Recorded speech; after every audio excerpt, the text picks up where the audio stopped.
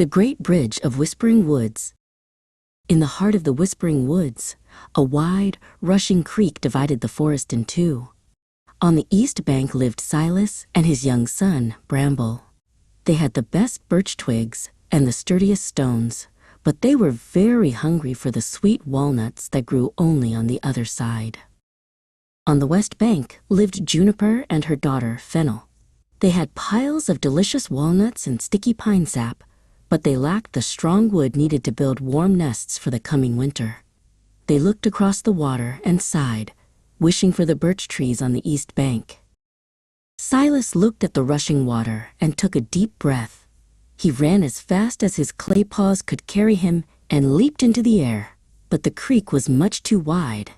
With a loud splash, he landed right back where he started, soaking wet and very frustrated. From the other side, Juniper saw Silas fall.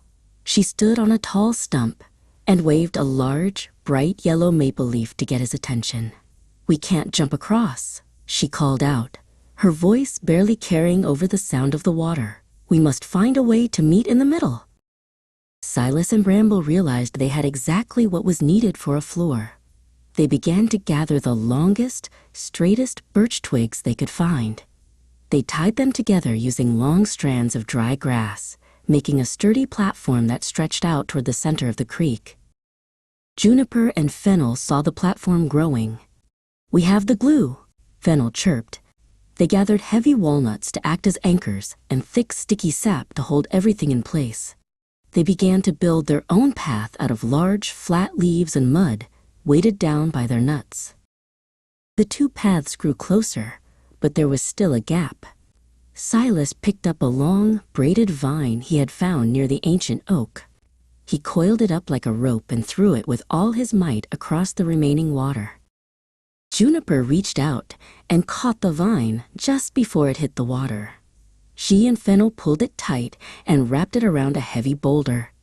Now the two families were connected by a single, strong line.